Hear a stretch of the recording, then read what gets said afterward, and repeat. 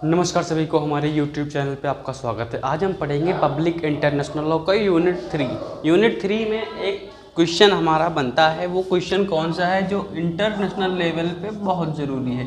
तो क्वेश्चन का नाम क्या है? International settlement of international dispute. अब इससे क्या बोलेंगे हम हिंदी में कि जो अंतर्राष्ट्रीय लेवल पे एक देश से दूसरे देश से वार हो जाते हैं, कोई विवाद हो जाता है, उसका सही तरीके से सेटलमेंट कैसे किया जाएगा, इस बारे में चर्चा करेंगे। बहुत टॉप क्वेश्चन है और ये क्वेश्चन आपको पता होना चाहिए अगर आप एक देश के नागरिक हैं, है ना। पेपर में आए अन्यथा ना आए, लेकिन पता होना चाहिए। तो यहाँ पर क्या है मित्रों, 4-5 चीज़ें बोली गई हैं। एक तो पेजफुल मीन्स लिखे हुए हैं।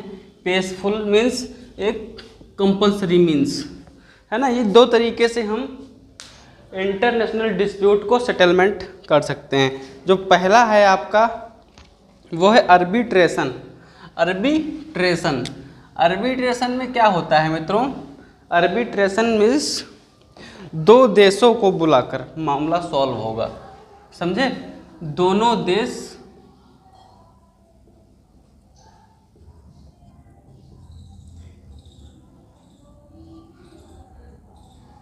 आकर मामला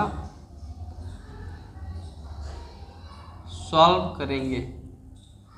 जब कोई अंतर्राष्ट्रीय स्तर पे बैठक होगी इंटरनेशनल डिस्प्यूट को सेटलमेंट के लिए, तो सबसे पहला ऑप्शन है आपका आर्बिट्रेशन।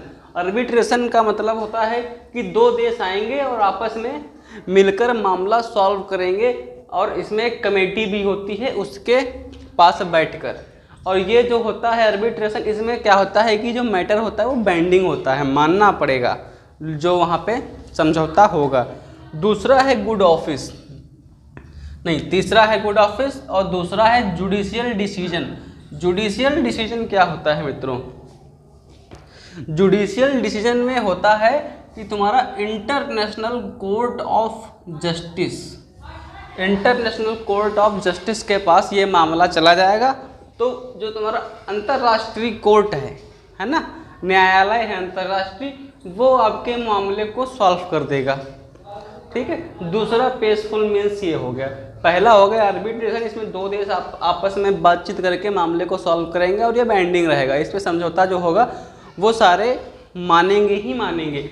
दूसरा है जुडिशियल डिसीजन। अंतर्राष्ट्रीय कोर्ट में जाकर कोई मामला रखा जाएगा।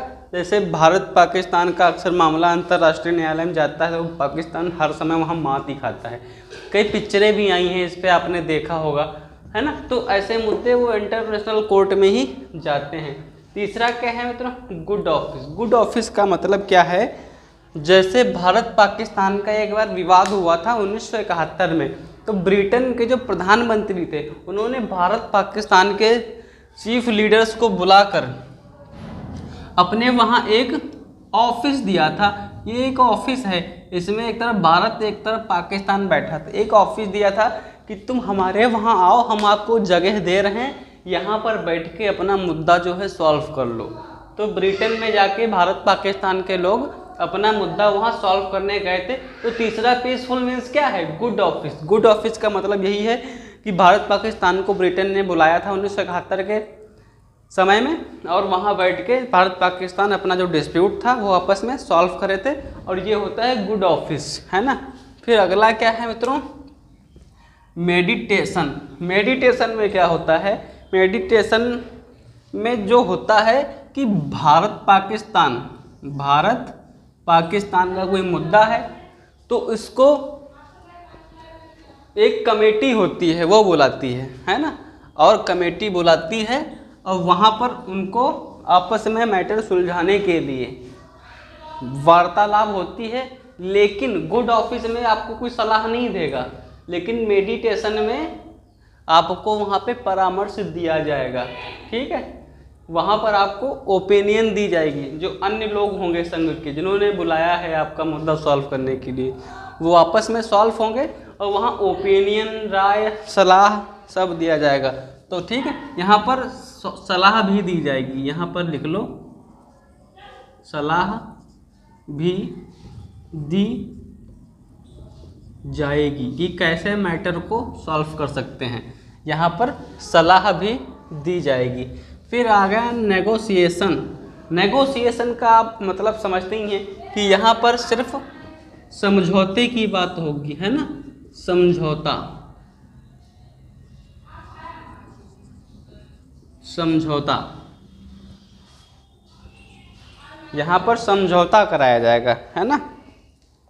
और यहाँ पर आप मान जाते हैं तो ठीक है, नहीं तो क्या होगा, कंसीलेशन। कंसीलेशन में क्या बोला गया है, कंसीलेशन में होता है कि भारत पाकिस्तान का मुद्दा सुलझाने के लिए लोगों का समूह होता है, लोगों का समूह जो अंतर्राष्ट्रीय स्तर का होता है, लोगों का समूह आएगा और भारत पाकिस्तान के मुद्दे को सुलझाएगा। ठीक है।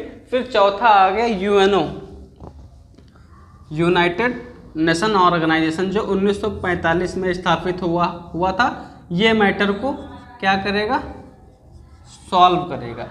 तो सेटलमेंट ऑफ इंटरनेशनल डिस्प्यूट मतलब अंतर्राष्ट्रीय वाद विवाद मुद्दे जो हैं पहले पीसफुल मेंस द्वारा सुलझाए जाएंगे। अगला जो मेंस है कंपलसरी, ये बड़ा खतरनाक और डेंजरस है, इसके बारे में हम चर्चा करेंगे। लेकिन इससे पहले एक बार इसके फिर से सारे मेंस पढ़ते हैं जो मेंस हैं। सबसे पहला पीसफुल मेंस क्या है, आर्बिट्रेशन। आर्बिट्रेशन में बोला गया है कि दो देश आपस में आके मामले को सॉल्व कर लेंगे तो ज़्यादा बेटर रहेगा। तीसरा है कि अंतर्राष्ट्रीय कोर्ट में आएंगे और वहाँ पर मुद्दे को देंगे, अंतर्राष्ट्रीय कोर्ट उसे सॉल्व कर देगी। तीसरा है गुड ऑफिस। भारत पाकिस्तान को कोई एक देश इनवाइट करेगा, अपने वहाँ जगह देगा कि आओ हमारे ऑफिस में बैठो और अपने मैटर को रखो और यहीं पे अपना मैटर आपस में सॉल्व कर लो। अगर वो आपस में भी अपना मैटर सॉल्व नहीं कर पाते हैं तब क्या होगा, मेडिटेशन। इसमें क्या होगा कि कोई देश बुलाएगा आपको और सलाह देगा, ओपिनियन देगा कि अब जाके मैटर अपना सॉल्व कर लो। उसके बाद भी सॉल्व नहीं हुआ तो क्या होगा, नेगोशिएशन। दो देश आपस में बैठेंगे, समझौता करेंगे, उसके बाद मैटर सॉल्व नहीं हुआ तो कंसीलेशन। लोगों का एक बहुत बड़ा समूह आएगा, वो मैटर को सॉल्व कराने का प्रयास करेगा। उसके पास सॉल्व नहीं हुआ तो यूनाइटेड नेशन ऑर्गेनाइजेशन 1945 में जो स्थापित हुआ था अंतर्राष्ट्रीय स्तर पर संघ एक, वो मैटर को सॉल्व करेगा। उसके बाद भी जो मैटर सॉल्व नहीं हुआ तो फिर चौथा ऑप्शन क्या रहता है, कंपलसरी में वार। एक देश दूसरे देश से गोला बारूद से लड़ाई लड़ेगा और जो अगर कोई देश जीतेगा तो वो जगह उसकी हो जाएगी, दूसरे देश को हार मानना पड़ेगा। ये होता है कंपलसरी मेंस। ठीक है। तो अब हम पीसफुल मेंस समझ गए, है ना। इसमें arbitration, judicial decision, good office, meditation, negotiation, conciliation और यूएनओ, इतने लोग मैटर को सॉल्व करेंगे। उसके बाद भी नहीं सॉल्व हो रहा है तो फिर कंपलसरी मेंस में हम इंटर करेंगे। कंपलसरी मेंस क्या होते हैं मित्रों, कंपलसरी मेंस होते हैं तुम्हारा पहले रिटॉर्शन। रिटॉर्शन में क्या बोला गया है, इसमें बदला, इंटरनेशनल लॉ में रिटॉर्शन का मतलब है कि बदला लेना। कोई देश, जब भारत पर आक्रमण किया किसने, पाकिस्तान ने, हमारे पुलवामा अटैक में बहुत सारे जवान मार दिए और जो वहाँ का आतंकवादी था उसी ने हमला कराया था। सोर्सेज द्वारा पता चला तो हमारे भारत के जवान घुस के सर्जिकल स्ट्राइक कर दिए। तो क्या हुआ, रिटॉर्शन मतलब बदला लेना।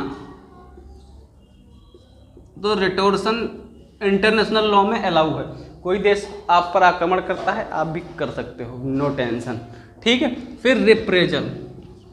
रिप्रेजल इंटरनेशनल लॉ में अलाउ नहीं है। रिप्रेजल होता तो रिटॉर्शन के सेम ही है रिप्रेजल, लेकिन रिप्रेजल में क्या होता है, ये थोड़ा उससे बड़ा होता है। जैसे कोई आपको गोली मार रहा है तो उठा के धाए से बम मार दो, ये लो ब्लास्ट, परमाणु बम छोड़ दो, पूरा देश सफा।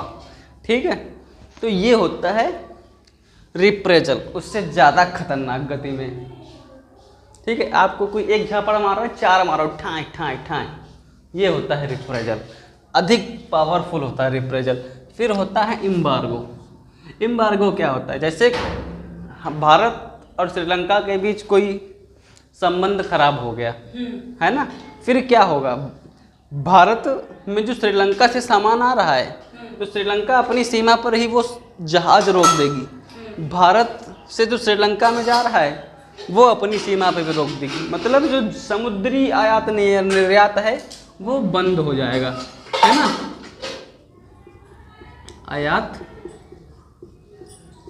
निर्यात, वो भी कहाँ, समुद्री मार्ग। अपना अपना जहाज वहीं पर रोक लेंगी, ना इस देश का जहाज इधर एंटर करेगा ना उस देश का जहाज इधर एंटर करेगा। ये होता है एम्बार्गो। अब हम अगले पे आते हैं, पेसफुल ब्लॉकेज। पेसफुल ब्लॉकेज क्या है मित्रों? पेसफुल ब्लॉकेज जो है बहुत ही खतरनाक है। अब भारत और श्रीलंका के संबंध खराब हो गए तो क्या करेगा भारत? पेसिफिक तरीके से श्रीलंका के आयात निर्यात को ठप करेगा। कैसे करेगा?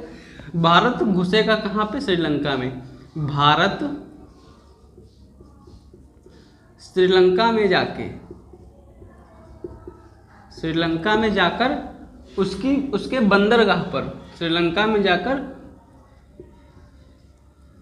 बंदरगाह पर जितने दूसरे देश के आयात निर्यात वाले जहाज आ रहे हैं उन सबको रोक देगा कि बेटा रुको, अभी भारत और श्रीलंका का डिस्प्यूट सॉल्व नहीं हुआ है, अभी आप दूर रहो वरना वार हो जाएगा। ठीक है, तो भारत इस तरीके से अपना उधर दबदबा बना देगा, कब्जा कर लेगा, और भारत दूसरे अन्य देशों के जहाज श्रीलंका में आने से रोकेगा। इसे बोलते हैं स्पेसिफिक ब्लॉकेज, है ना। फिर बात करते हैं इंटरवेंशन की, है ना। इंटरवेंशन क्या है? इसमें बोला गया है कि तानाशाही तरीके से, क्या? तानाशाही। अब तानाशाही क्या होता है? तानाशाही, अब भारत पाकिस्तान का कोई मैटर हो गया, भारत पाकिस्तान का कोई मैटर हो गया, उसमें क्या होगा? भारत के सैनिक, भारत के जवान पाकिस्तान में घुस गए, है ना, और वहाँ पर अपना शासन जमा दिया, है ना। भारत के लोग पाकिस्तान में घुस के अपना शासन जमा दिया, वहाँ पे अपने रूल एंड रेगुलेशन चला दिए। इसे बोलते हैं इंटरवेंशन। लेकिन ये जो इंटरवेंशन है ये इंटरनेशनल लॉ में मान्य नहीं है, अंतर्राष्ट्रीय कानून में इसको प्रोहिबिटेड किया गया है, रोका गया है, खतरनाक है ये। जैसे आपको बता दें, अफगानिस्तान एक देश है। कौन सा देश है?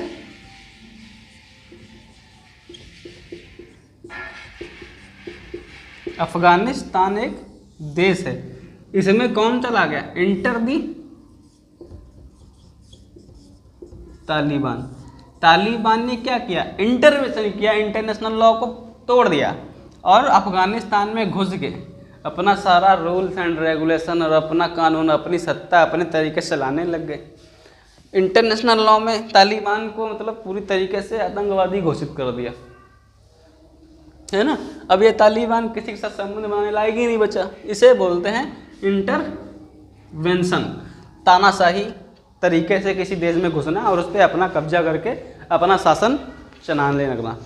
ठीक है, अब आते हैं वार पे। जब वार क्या होता है? जैसे भारत पाकिस्तान देश है, भारत पाकिस्तान का कोई डिस्प्यूट सॉल्व नहीं हुआ, जैसे कारगिल युद्ध हुआ था, पाकिस्तान ने जबरन हमारे देश पे कब्जा करना चाहा, तो पहले तो गलती पाकिस्तान की, तो ने अपने हमारे वहाँ काफ़ी दूर तक अपने आर्मी के जवान घुसेड़ दिए। फिर भारत ने कारगिल युद्ध करके पाकिस्तान के जवानों को इतना दूर गोली बौछार करके इतना दूर भगाया। वो लड़ाई भारत की सबसे प्रसिद्ध लड़ाई मानी जाती है, क्योंकि पाकिस्तान के जो सैनिक थे वो ऊंचाई पे थे, हमारे भारत के जो सैनिक थे नीचे से ही धुआंधार करते जा रहे थे, जबकि बहुत ही कठिन और जटिल लड़ाई थी वो। ठीक है, तो यहाँ पर क्या हुआ? वार। और हम वार जीते भी थे, तो जितनी हमारी सीमा पाकिस्तान ने कब्जा करी थी वहाँ तक हम पहुँच के अपना झंडा लहरा दिए थे। ठीक है, ये होता है वार। और तीसरा फिर बोल देते हैं यूएनओ, जो तुम्हारा 1945 था, ये भी सेटलमेंट करा सकता है। तो ये हो गया इंटरनेशनल डिस्प्यूट को सेटलमेंट करने का तरीका, है ना।